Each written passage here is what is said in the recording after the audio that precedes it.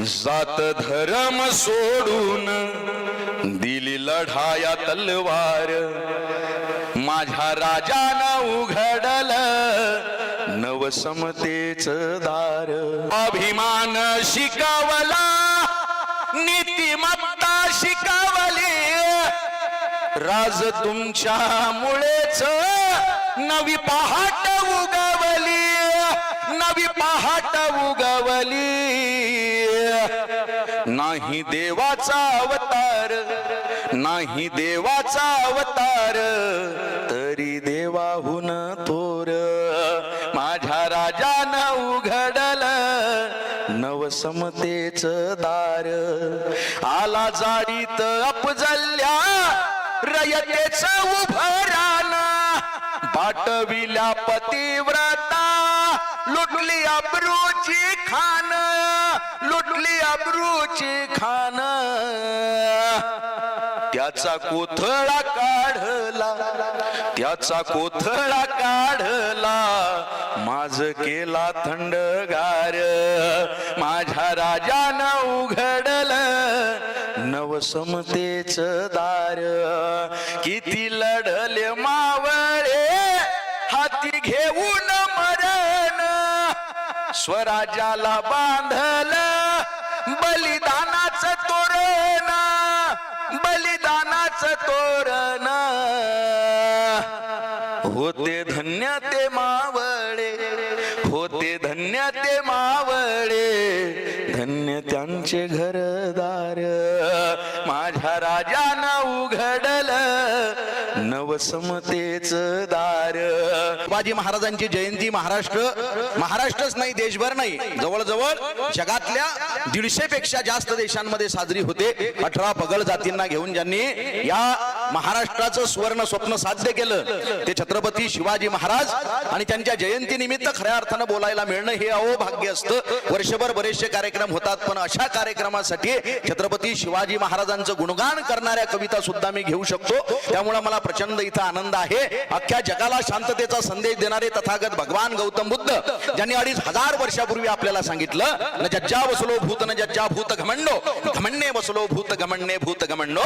माणूस कुठं जन्माला आला, कुठल्या घरात जन्माला आला, कुठल्या कुळात जन्माला आला, यावरनं त्याचं श्रेष्ठत्व ठरत नाही, तर त्याच्या कर्तृत्वावरनं त्याचं श्रेष्ठत्व ठरतं. हे 2500 वर्षापूर्वी आपल्याला सांगणारे तथागत भगवान गौतम बुद्ध, सत्यशोधक समाजाचे संस्थापक महात्मा ज्योतिबा फुले, छत्रपती शिवाजी महाराजांची अडगडीत पडलेली समाधी ज्यांनी शोधून काढली आणि छत्रपती शिवाजी महाराजांचा पहिला पोवाडा लिहिला. सर्वव्यापी जगतपती त्याची नकोची मध्यस्थी. खऱ्या अर्थानं समाजातला अंधश्रद्धा बुवाबाजी कर्मकांडाला विरोध करणारे महात्मा ज्योतिबा फुले. आणि ज्या एका स्त्रीमुळे महिला एवढ्या मोठ्या संख्येने तो उपस्थित राहू शकल्या. आजच्या आपल्या या कार्यक्रमाच्या अध्यक्षा एक स्त्री आहेत, आमच्या लाडक्या संजीवनी तळेगावकर मॅडम. आणि या महिला इतक्या मोठमोठ्या पदावर विराजमान होऊ शकल्या याचं एकमेव सगळ्यात मोठं कारण म्हणजे त्या काळात महात्मा ज्योतिबा फुले आणि क्रांतीज्योती सावित्रीबाई फुले यांनी घर सोडलं आणि लोकांनी दिलेल्या शिव्या शाप सगळं सहन करत मुलींच्या शिक्षणाची दारं उघडी केली. त्या आद्य क्रांतिकारक क्रांतीज्योती सावित्रीबाई फुले, पहिल्या महिला शिक्षिका फातिमा शेख. मी जवळजवळ 400 किलोमीटरचा प्रवास करून तुमच्या समोर आलेलो आहे. आमच्या भागातले वंदनीय राष्ट्रसंत श्री तुकडोजी महाराज, मंदिरे में भी है खुदा मस्जिद में भी राम है, मंदिरे में भी है खुदा मस्जिद में भी राम है, दोनों नहीं है पत्थरों में सिर्फ उनका नाम है.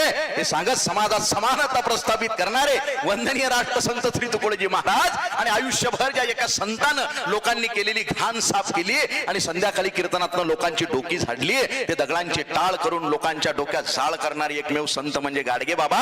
मला या भूतलावर जन्माला घालणारे माझे मायबाप, त्या सीमेवर आपल्या रक्षणासाठी उभे असलेले सगळे सैनिक, शिकागोच्या धर्म परिषदेमध्ये आपली भारतीय संस्कृती अख्ख्या जगाला ज्यांनी सांगितली आणि या जगाचा निरोप घेताना त्यांनी या जगाला ज्ञानाचं एक सगळ्यात मोठं भांडार देऊन गेले. ते जगात पापही नाही, जगात पुण्यही नाही, जगात आहे फक्त अज्ञान आणि अद्वैताच्या अभ्यासाने या अज्ञानाचा ऱ्हास होतो. हे सांगणारी युवक युवकांचं प्रेरणास्थान स्वामी विवेकानंद, जगतवंदनीय जगद्गुरु संत तुकाराम महाराज, जे का रंजले गांजले त्याशी म्हणे जो आपुले, तोची साधू ओळखावा देव तेथेची जाणावा, मृदू सभा येणवणीत ऐसे सज्जनांचे चित्त, दया करणे जे पुत्रासी त्याची दासा आणि दासी, ज्यासी आपुंग येता नाही त्यासी धरी जो हृदय, तुका म्हणे सांगू किती त्याची भगवंताच्या मूर्ती.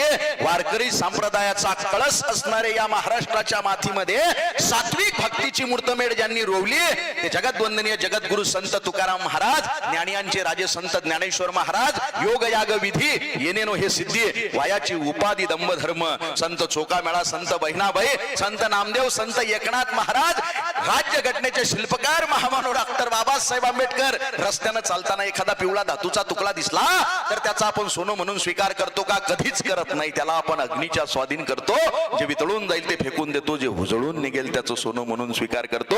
मग आमच्या तत्वांबद्दल आम्ही एवढे गाफील का? आमच्या तत्वांना सुद्धा आम्ही ज्ञानाच्या अग्नी झोकून दिलं पाहिजे. जे वितळून जाईल ते फेकून दिलं पाहिजे, जे हुजळून निघेल त्याचं सोनं म्हणून स्वीकार केला पाहिजे. हे सांगणारे राज्यघटनेचे शिल्पकार महामानव डॉक्टर बाबासाहेब आंबेडकर. आणि आज चंद्र सूर्य या काळ्या मातीला ज्यांचा सार्थ अभिमान वाटत राहील ते छत्रपती शिवराय. कसं जगावं हे शिकवणारे छत्रपती आणि कसं मरावं हे शिकवणारे संभाजीराजे भोसले. या सगळ्यांना सर्वप्रथम मी वंदन करतो. सन्माननीय विचारपीठ आणि या विचारपीठावर माझ्या सोबत बसलेले, माझ्यापेक्षा वयानं आणि ज्ञानानं ज्येष्ठ आणि श्रेष्ठ असलेले सगळे सन्माननीय, आजच्या कार्यक्रमाच्या आमच्या आदरार्थी असणाऱ्या संजीवनी तळेगावकर मॅडम आणि प्रत्येक बोलणाऱ्याचा आत्मा मानल्या जाणारे आणि ही ज्ञानगंगा समाजाच्या कानाकोपऱ्यात पोहोचवणारे तुम्ही सगळे भगीरथ रूपी शिवभक्त श्रोतेगण, तुम्हाला सुद्धा मी अनंत विठ्ठल राऊत आमच्या विदर्भातनं अकोल्यावरनं मानाचा मुद्रा करतो. फार वेळ मी तुमच्या समोर नाहीये, पण जितका वेळ मी तुमच्या समोर आहे तुमचा एक सेकंद सुद्धा तुम्हाला वाया गेल्यासारखा वाटणार नाही. इतका मला आनंद इथं झाला, कारण वा वा वा वा वाजवा वाजवा, काही हरकत नाही. मी टाळ्या वाजवायला वेळ देत असतो. वा वा वा. पण तुम्ही 6 वाजल्यापासून इथं बसलेला आहात. माझ्या डोळ्यात पाणी आलं. पाणी येत नाही म्हणा, पण मला इतकं दुःख झालं की खऱ्या अर्थानं 6 वाजल्यापासून तुम्ही इथं थांबलेला आहात. म्हणून मी म्हटलं की वक्त्यांनाही एखादं काहीतरी पनिशमेंट पाहिजे. पुढच्या वेळेस पासून चालू करा ते. पण एवढे लोक खतरनाक इथं जमलेले आहेत आणि एवढ्या वेळ बसून सुद्धा तुमचा उत्साह तसूभर सुद्धा कमी झाला नाही. सलाम आहे तुमच्या रसिकतेला. क्या बात आहे. या अंबड शहरामध्ये या व्याख्यानमालेला मला प्रचंड आनंद होतोय. तुमच्या टाळ्या आणि तुमच्या डोळ्यांचा प्रतिसाद बघून एवढं तर मी म्हणू इच्छितो, महाराष्ट्रात एवढे कार्यक्रम केले पण एवढ्या टाळ्या वाजवणारा रसिक वर्ग आज मला इथं अंबड मध्ये पहिल्यांदा बघायला मिळाला असं नाही. खूप ठिकाणी असा रसिक वर्ग मिळतो, पण स्तुती केली की बरं वाटते, त्या म्हणून पहिले स्तुती केलेली बरी असते. पण विनोदाचा विषय सोडा, जरी टाळ्या वाजवणारा सगळीकडे रसिक वर्ग मिळत असला तरी सुद्धा एवढ्या वेळ थांबून सुद्धा तसूबरही उत्साह कमी न होऊ देणारा रसिक वर्ग हा तरी खऱ्या अर्थानं महाराष्ट्रात मला इथं पहिल्यांदा बघायला मिळाला. असंही काही नाही, महिला वर्ग खूप ठिकाणी असा रसिक वर्ग मिळतो. पण तुम्ही हसले की बरं वाटते हो. हसणारा चेहरा या जगातला सगळ्यात सुंदर चेहरा असतो, बरोबर आहे का? बैलाला हसता येते का? नाही हो. गाढव हसताना पाहिलं का तुम्ही? मग जो हसत नाही तो हसत राहिलं पाहिजे माणसानं. खरं तर या अशा कार्यक्रमांमध्येच मला प्रचंड आनंद होतो. नाही तर पुण्या मुंबईला ताई आपण कार्यक्रम करतो, सुटापुटात काही काही लोक आमच्याकडे बघत असतात. अशी पुणेरी लोक काही काही हसतच नाही. आपल्या आतडे बाहेर पडायला येतात, आपण जमा करून डबल पोटात टाकायचे. हसतच नाही. अरे हसणं एकटक आपल्याकडे बघत राहतात. असं वाटतं प्रत्येकाला मुळव्यात जायला लागा. अरे हसणं हसतच नाही. मग रात्री 1:30 वाजता अचानक तेले जाग येते. काय झालं? खतरनाक माणूस होता दुपारी, मेला तो प्रवासात. आता असतं का? हसलं पाहिजे की नाही? आणि हसणं आपल्याला संतांनी, समाज सुधारकांनी शिकवलं ना दादा. आणि ज्या जयंतीसाठी खऱ्या अर्थानं आपण सगळे जमलेलो आहोत, फक्त आपल्या इथं नाही आहे, अख्ख्या महाराष्ट्रभर, देशभर, जगभर ही जयंती साजरी केल्या जात आहे. मला बऱ्याच जणांनी विचारलं की कुठल्याच कार्यक्रमाची सुरुवात तुम्ही एका नावाशिवाय करत नाही. ते नाव म्हणजे छत्रपती शिवाजी महाराज. ज्यांच्या नावावर तुम्ही पोटो भरता, व्याख्यान करता, ते शिवाजी महाराज म्हणजे कोण? मी त्याला 4च ओळीत सांगितलं मित्रांनो. शिवाजी महाराज म्हणजे कोण? मी त्याला म्हटलो 350 वर्षापूर्वी जिजाऊंच्या कुशीत जन्मलेलं निरागस बाळ म्हणजे शिवबा. गनिम, इंग्रज, फ्रेंचांसारख्या अत्याचार्यांचा काळ म्हणजे शिवबा. 350 वर्षापूर्वी जिजाऊंच्या कुशीत जन्मलेलं निरागस बाळ म्हणजे शिवबा. गनिम, इंग्रज, फ्रेंचांसारख्या अत्याचार्यांचा काळ म्हणजे शिवबा. एकीकडे संयमाचा घाट म्हणजे शिवबा, सळसळत्या रक्ताची लाट म्हणजे शिवबा. राजनीती, युद्धनीती, गनिमी कावा यांसारख्या कूटशास्त्रांचा कळस म्हणजे शिवबा. सामाजिकता, धार्मिकता, नैतिकता अशा विचारांची पवित्र तुळस म्हणजे शिवबा. सर्वधर्म सहिष्णुतेचा अभिमान म्हणजे शिवबा. रयतेसाठी जीवाचं रान म्हणजे शिवबा. कर्दनकाळी मराठ्यांना आलेली जाग म्हणजे शिवबा. त्या अफजल खानाची शिकार करणारा वाघ म्हणजे शिवबा. अख्ख्या जगावर आदर्श राजाची छाप म्हणजे शिवबा. झोपलेल्या शंड जनतेला झणझणीत चपराक म्हणजे शिवबा. या महाराष्ट्रातलं माणुसकी मोजण्याचं माप म्हणजे शिवबा. तुमचा माझा या अख्ख्या महाराष्ट्राचा बाप म्हणजे शिवबा. तुमचा माझा या अख्ख्या महाराष्ट्राचा बाप म्हणजे शिवबा. या जगातल्या सगळ्या धर्मांचा एकत्रित सार म्हणजे शिवबा. आणि दुश्मनांच्या काळजात हे पावित्र्याचं स्थान निर्माण करणारा किमयागार म्हणजे शिवबा. किमयागार म्हणजे शिवबा. जात धर्म सोडून दिली लढाया तलवार, माझ्या राजानं उघडल नवसमतेच दार. स्वाभिमान शिकवला. वा वा वा, काय साऊंड सेट केला राव. जोरदार टाळा वाजवा एकदा साऊंडवाल्यासाठी. हा हा हा, साऊंडवाल्याले कोणी सजेशन देऊ नका, खतरनाक आहेत ते लोक. साऊंड खतरनाक सेट केलेला आहे त्याने, एकदम सेन्सिटिव्ह. हा, लग्न झालं का तुमचं? काही हरकत नाही, चेहरा बघून लक्षात आलं माझ्या, प्रफुल्लित चेहरा आहे तुमचा. लग्न झालेले लोक हे असे आहेत, स्टेजवर बी आहेत लग्न झालेले लोक. साऊंड तुमची माझी युती आहे तोपर्यंत आपला कार्यक्रम पडू शकत. आपलं सरकार चालायचं असेल तर आपण एका पक्षात पाहिजे. आसामला जासाल नाही तर.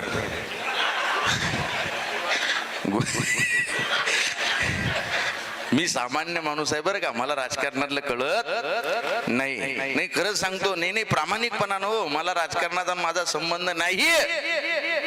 माझं फक्त आडनावच राऊत आहे.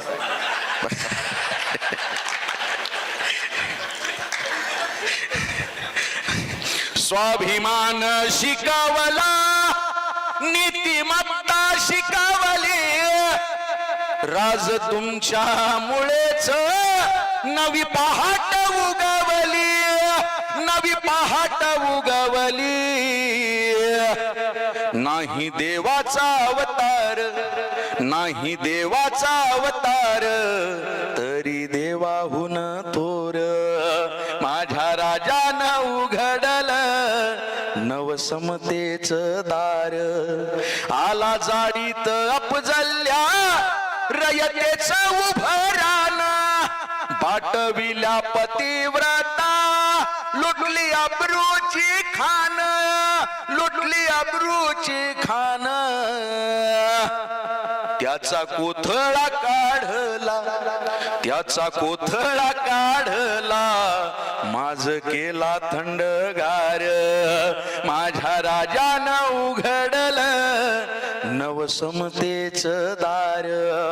किती लढले मावळे हाती घेऊन मरण, स्वराज्याला बांधल बलिदानाचं तोरण, बलिदानाचं तोरण. होते धन्य ते मावळे, होते धन्य ते मावळे, धन्य त्यांचे घरदार. माझ्या राजानं उघडल नवसमतेच दार. ज्याने वाचली शिवशाही शेवट काय गरज ग्रंथाची. शिवाजी महाराज वाचण्याचा विषय आहे बरं. तलवार ढाल घोडा याच्या पलीकडे महाराजांचं चरित्र वाचणं गरजेचं आहे. इतका आनंद झाला, कोणी मला ट्रॉफी देतं, कोणी मेडल देतं. यांनी गोविंद पानसरे यांचं शिवाजी कोण होता नावाचं अत्यंत सुंदर पुस्तक मला दिलं. जोरदार टाळ्या यांच्यासाठी वाजवा. यावरनं या व्याख्यानमालेची किती प्रगल्भता आहे लक्षात येतं. अरे त्या पुस्तकामध्ये गोविंद पानसरेंनी इतके सुंदर शिवाजी महाराज मांडलेले आहेत, तलवार ढाल घोडा याच्या पलीकडचे. कारण शिवाजी महाराजांच्या आधी त्यांच्या नंतर असंख्य राजे या समाजामध्ये झाले, परंतु छत्रपती शिवाजी महाराज हेच नाव तुमच्या माझ्या डोक्यात काळजात अधिराज्य गाजवत आहे. शिवाजी महाराजांच्या आधी त्यांच्या नंतर असंख्य राजे झाले, परंतु प्रत्येक जाती धर्माचा मेन माणूस हा शिवाजी महाराजांना एवढा आदर कसा काय देतो. शिवाजी महाराजांचं जगणं एक प्रेरणा आहे. अख्ख्या जगानं त्यांच्याकडनं मोटिवेशन घेतलंय. गोरिल्ला टॅक्टिक्स म्हणजेच गनिमी कावा, ही अख्ख्या जगापर्यंत टेक्निक गेलेली आहे, ती महाराजांच्या मावळ्यांनी शोधून काढलेली आहे. महाराजांच्या गुप्त हेर मधले लोक अजूनही लोकांना कळले नाही. औरंगजेबाच्या दरबारात सुटका झाल्यानंतर महाराज कोणत्या मार्गानं आपल्या राज्यात परत आले याचा शोध अजून सुद्धा लोकांना लागत नाही. ही ताकद छत्रपती शिवाजी महाराजांची होती. शिवाजी महाराज ज्या वेळेस बाहेर निघाले त्यावेळेस कुठल्या रस्त्यानं जायचं यासाठी त्यांनी एका कुंभाराशी आधीच सेटलमेंट करून ठेवलेली होती. आणि तो कुंभार 2 वर्षाआधी 3 वर्षाआधी आधीच तिकडे औरंगजेबाकडे गेलेला होता. फार अभ्यास होता शिवाजी महाराजांचा. आणि तेही त्यानं भट्टीमध्ये लाकडं कोणती जाळायची, म्हणजे महाराज ज्या वेळेस कैदेतनं सुटतील त्यावेळेस तो धूर जिथे असेल त्या धुराच्या दिशेनं महाराज गेले पाहिजेत, म्हणून दिवसा अशी लाकडं जाळायची की त्यातनं काळा धूर निघाला पाहिजे, आणि रात्री अशी लाकडं जाळायची की त्यातनं पांढरा धूर निघाला पाहिजे. आणि तसंच केलं त्या कुंभारानं. तशीच भट्टी चालू ठेवली. शिवाजी महाराज त्याच दिशेनं खऱ्या अर्थानं निघाले. इतकं सखोल प्लॅनिंग. अरे शिवाजी महाराजांचे जर पत्र वाचले ना 250 पत्र, मगाशी आता मला ते फोटो दिसले इतके सुंदर. काय सर आहे त्यांचं नाव? लांडे सर. क्या बात आहे साहेब, तुम्ही एवढा सगळा सार काढला छत्रपती शिवाजी महाराजांचा. त्यांनी शिवाजी महाराजांबद्दल कुणी कुणी काय काय उल्लेख केला तो सगळा भित्तीपत्रकांमध्ये त्या फोटोंमध्ये लावलेला आहे. तुम्हाला वेळ भेटला तर एकदा आज किंवा उद्या तुम्ही एकदा बघून घ्या.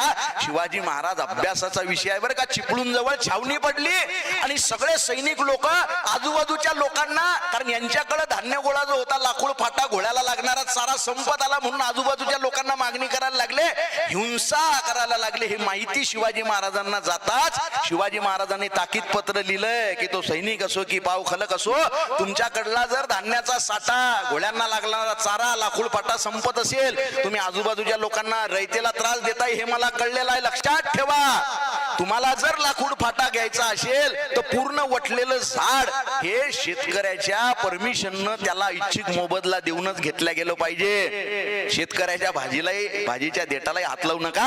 हात लावणाऱ्याचे हात कलम केले जाते. शिवाजी महाराजांनी त्या पत्रात इतक्या बारकाव्याने लिहिलं. काही जण भलत्याच ठिकाणी चुला मांडतील, काही ठिकाणी चिलमीसाठी अग्नी घेतील, शेकोट्या पेटवतील, मग त्यातली एखादी ठिणगी उडून वाळलेल्या गवताच्या गंजीवर पडेल, वाऱ्याच्या झोतानं सगळीकडे आग पसरेल आणि घर धरून बसलेल्या कुणब्यांच्या पुढे जगण्याचा पोटाचा प्रश्न निर्माण होईल.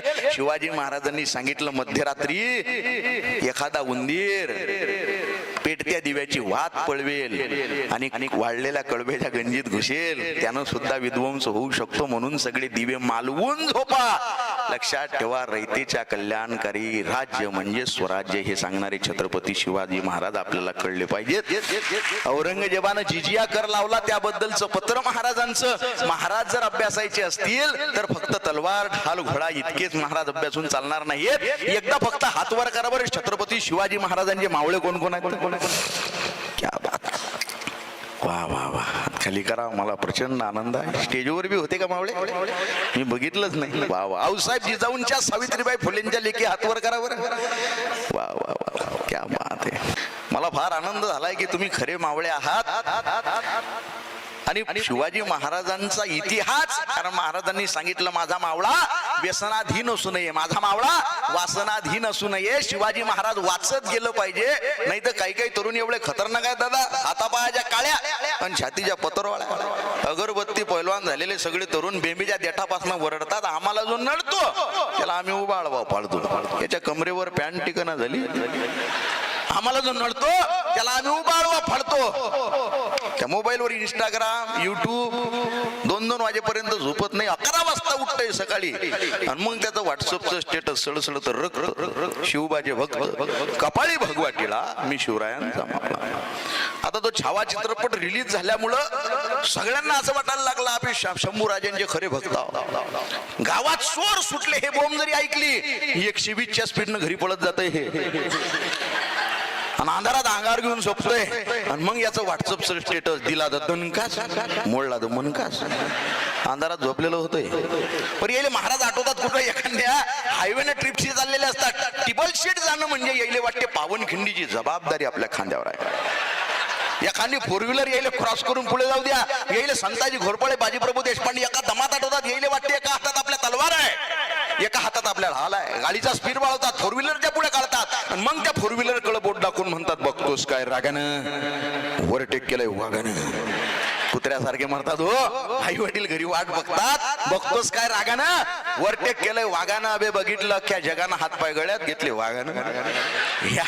हे आदर्श आपले आहेत का? अरे भगत सिंग, राजगुरु सुखदेव यांचे आदर्श आपल्या डोळ्यासमोर असले पाहिजे. त्या भगत सिंगांना विचारलं होतं तुम्हारे दिल में कभी शादी का लड़की का ख्याल नहीं आता, आजादी ही मेरी दुल्हन है म्हणणाऱ्या भगत सिंगांची जेल डायरी वाचा. भगत सिंग म्हणतात मेरे दिल में वो ख्याल आता नहीं है, मैं सोचता हूँ आजादी के बारे में, मैं लिखता हूँ आजादी के बारे में, मैं बोलता हूँ आजादी के बारे में, आजादी के सिवा मैं कुछ सोच नहीं सकता. मेरे जज्बा काय गरज धर्माची, काय गरज धर्माची, माझा राजाच एकला, माझा शिवबाच एकला, सगळ्या धर्मांचा सार माझ्या राजानं उघडलं, नवसमतेच दार, नवसमतेच दार, नवसमतेच दार. वा एवढे कार्यक्रम केले पण एवढ्या टाळा वाजवणारा रसिक वर्ग बोलू ते त्या पुढे मग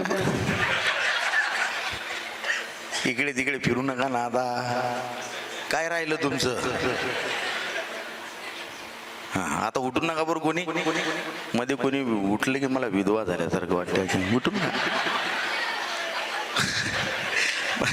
वा वा महिला वर्ग तुमच्याच भरोशावर माझा कार्यक्रम आहे. हा पुरुष काय यांना काही कामं नसतात असं नाही. मला पुढे बोलू द्या. मी पुरुषांचंच प्रतिनिधित्व करतो पण महिलांचं काम जरा खतरनाक आहे. महिलांना हलक्यात घेऊ नका.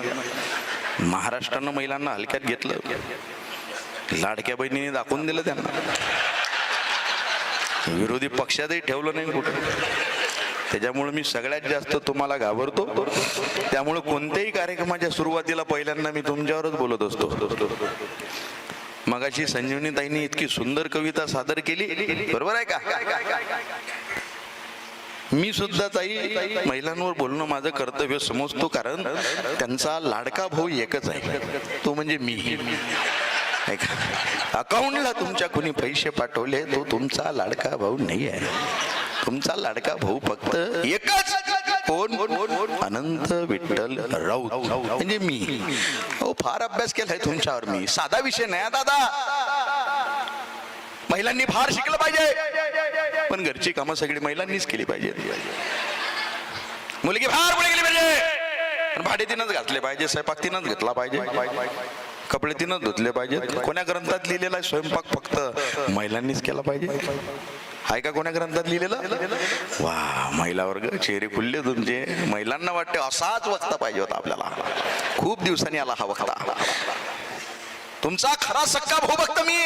फार अन्याय झालाय तुमच्यावर. मराठी भाषा शिकत असताना पहिल्या पानापासून तुमच्यावर अन्याय बोला. मराठी भाषा शिकत असताना पहिलं पान उघडलं की पहिल्या पानावर पहिलंच वाक्य असते, बाबा अभ्यास कर. कमल पाणी बर.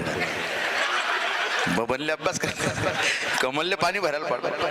रमेश पाटावर बस. कोमल त्याला वाढ. म्हणजे खैरा पंडा फक्त जेवायलाच बसलेला आहे का? साधा विजय नाही आपला, साधा कवी आहे का? अन्याय झालेलो. अहो घरातल्या वस्तूंपासून तुमच्यावर अन्याय. मोठ्या मोठ्या वस्तूंना पुल्लिंगी नाव आहे, छोट्या छोट्या वस्तूंना स्त्रीलिंगी नाव आहे. तो म्हणजे पुल्लिंगी, ती म्हणजे स्त्रीलिंगी. तो आंबा कारण तो गोड आहे, ती कैरी कारण ती आंबळ आहे. तो सागर कारण तो विशाल आहे, ती नदी कारण ती छोटी आहे. तो नाला ती नाली, तो पर्वत ती टेकडी, तो गाव ती गल्ली, तो रस्ता ती वाट, तो हंडा ती कळशी, तो रांजण ती घागर, तो दरवाजा ती कुंडी, तो फळा ती पाटी, तो हळू ती लेखणी, तो टेबल ती खुर्ची, तो हॉल ती खोली, तो पेन ती रिफिल, तो पेटारा ती पेटी, तो मोठा ती छोटी, तो गॅस ती चूल. मग हाच पती 7 जन्म भेटावा म्हणून ती फेऱ्या मारते वळाच्या झाडाला आणि तिचा नवरा शिट्ट्या मारतो तमाशाच्या फडाला. हे कुठंतरी बदललं पाहिजे दादा. साधा विषय आहे का आपला? विनोदाचा विषय सोडा. महिलांच्या आयुष्यामध्ये जेवढी संकट आहेत तेवढी पुरुषांच्या आयुष्यामध्ये नाही. खरं तर तुम्ही सगळेच क्रांतिकारक आहात, ज्येष्ठ लोक आहात, लग्न झालेले आहेत तुमचे. नाही लग्न झालेला क्रांतिकारी माणूस असतो. अरविंद तुला काय माहित आहे, तू लग्न झालेलं नाही आहे. अरे एकाच आतंकवाद्यासोबत अख्खी जिंदगी काढणं साधा विषय नाही आहे. ऐक जरा, मला एका बुलढाण्याच्या कार्यक्रमात एका बाईनं विचारलं, त्या ताई म्हटल्या अहो पण ते आतंकवादी म्हणजे नेमका कोण? म्हणे नवरा का बायको? म्हटलं मला पहिल्यांदा कोणतरी विचारलं. मग मी त्यांना सांगितलं, म्हटलं हे बघा मी सगळ्यांनी बघितलं माझ्याकडं की नेमकं आता हे वक्ते उत्तर काय देतात लाईव्ह कार्यक्रमामध्ये बुलढाण्यामध्ये. तुमचे काही मित्र असतील, मला काय म्हटलं त्या नेमका आतंकवादी कोण, नवरा का बायको? म्हटलं हे बघा ताई, मी पुरुषांचं प्रतिनिधित्व करतो. पुरुषांनी टाळा वाजवल्या. म्हटलं असं नाही.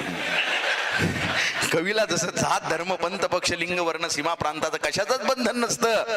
त्यामुळे जर तुम्ही स्त्री आहात तर तुमच्यासाठी आतंकवादी तुमचा नवरा, आणि तुम्ही जर पुरुष आहात तर तुमच्यासाठी आतंकवादी म्हणता का बायकोला?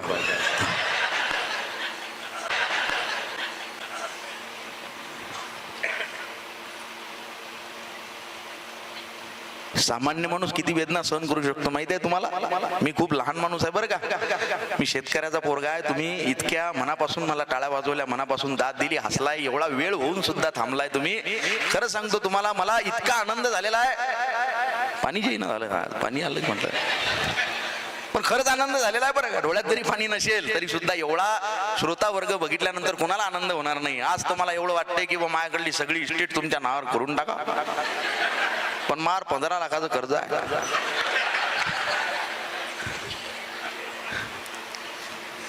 सामान्य माणूस 47 डेली युनिट इतक्याच वेदना सहन करू शकतो. पण ज्या वेळेस एक स्त्री एका बाळाला जन्म देत असते, तिला होणाऱ्या वेदना ह्या 57 डेली युनिट इतक्या असतात. म्हणजे सामान्य सहनशक्तीच्या पलीकडे जाऊन एका बाळाला जन्म देणारी स्त्री असते. तुमच्या गावात स्मशानभूमी आहे ना, जितेवर अख्खा माणूस जळतो, काय जळत नाही? माणसाची हाडं, माणसाच्या अस्थी. आणि सायन्स सांगतं माणसाच्या हाडांची निर्मिती कशी होते. आईच्या गर्भात बाळ असताना आईच्या दुधापासून बाळाच्या हाडांची निर्मिती होत असते. म्हणजे ती चिता सुद्धा म्हणत असेल, अरे छोटी मोठी प्रत्येक गोष्ट जाळण्याची ताकद माझ्यात आहे, पण आईचं दूध जाळण्याची ताकद अजूनपर्यंत माझ्यात आली नाही. हे स्त्रीचं कर्तृत्व आहे, हे स्त्रीचं श्रेष्ठत्व आहे.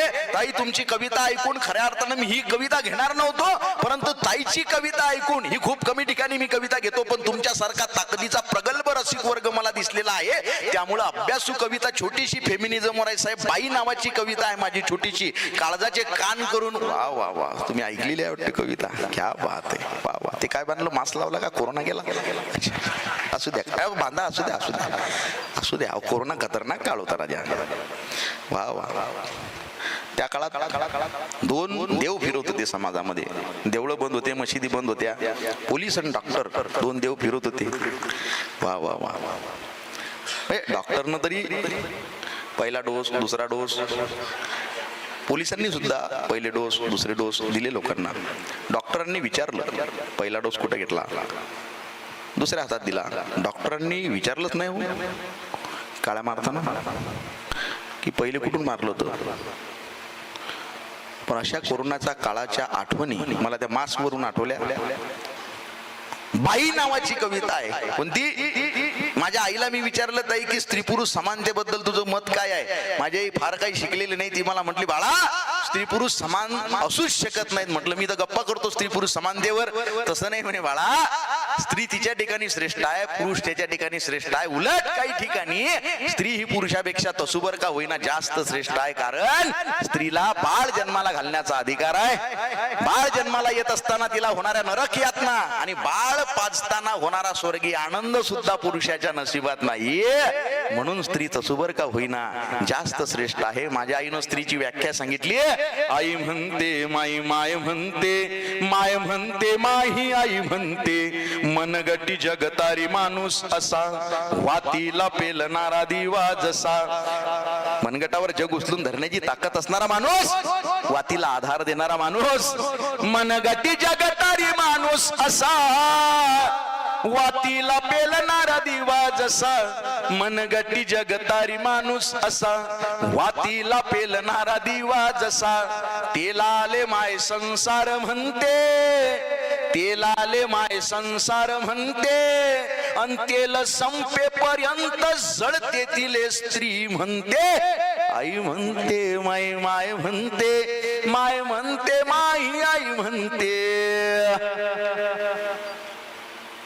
ही स्त्री सबल होण्यासाठी बुद्धिमंतांनी काही काही स्वतःच्या बुद्धीचे कोटेशन्स निर्माण केलेले आहेत. तुम्ही सगळे अभ्यासू लोक आहे ना.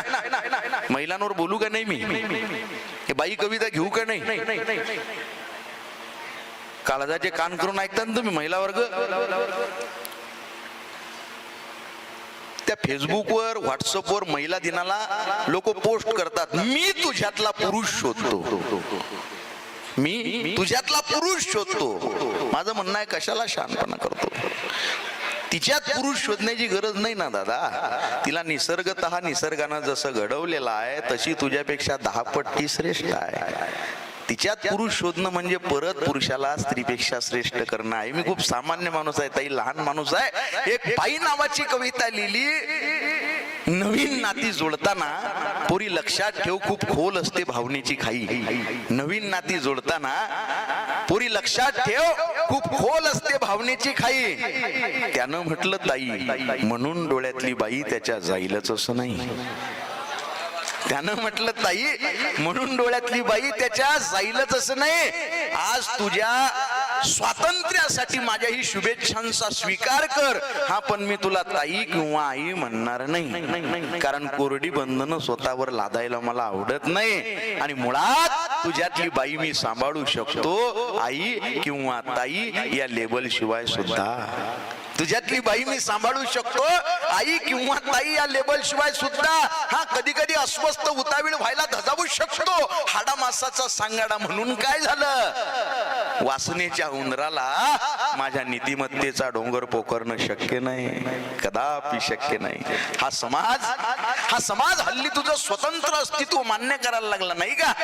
हा समाज हल्ली तुझं स्वतंत्र अस्तित्व मान्य करायला लागला. पण तुझ्या स्वातंत्र्याच्या ज्याव्या तू या कुळचट समाजाच्या हाती द्याव्या हे मला आवडलं नाही. माझा नवरा मला कॉल करू देतो, माझा नवरा मला जॉब करू देतो, माझा नवरा मला माझे फ्रेंड्स जपू देतो. पण माझा प्रश्न आहे, तुला तुझं स्वातंत्र्य देणारा तो जहागीरदार कोण. हा समाज हल्ली तुझं स्वतंत्र अस्तित्व मान्य करायला लागला, पण तुझ्या स्वातंत्र्याच्या चाव्या तू या खुलचट समाजाच्या हाती द्याव्या हे मला आवडलं नाही. जात्यावर दळण दळताना ओठावर गाणीन छातीला पिणार बाळ जुना झाला ना काळ. जात्यावर दळण दळताना ओठावर गाणीन छातीला पिणार बाळ जुना झाला ना काळ. पण मग लॅपटॉपवर काम करत करत कानात हेडफोन टाकून बाळ पाजण्याची कला किती सहज आत्मसात झाली तुला. कधी कधी मला राग येतो, चीड येते, दुःखही होतं. कधी कधी मला राग येतो, कीव येते, दुःखही होतं जेव्हा जेव्हा पुरुषांची वस्त्रे परिधान करून तू उभी असतेस या तथाकथित समाजापुढे स्वतःमधलं पुरुषत्व सिद्ध करण्यासाठी. माफ कर बाई, पण मी तुझ्यात पुरुष शोधत नाही. माफ कर बाई, पण मी तुझ्यात पुरुष शोधत नाही. कारण नाल्या गटारी या सभ्य नगराची घाण, कारण नाल्या गटारी या सभ्य नगराची घाण, परंपरेनं केलेला अपमान, सगळं सगळं सगळं स्वतःमध्ये सामावून घेऊन सुद्धा नदी सारखं नितळ निखळ तुझं प्रत्येक महिन्याला खळाळणार बाई पण आणि हिमालयाच्या उंचीचं आई पण मला नजरअंदाज करता येत नाही. मला नजरअंदाज करता येत नाही. मला नजरअंदाज करता येत नाही.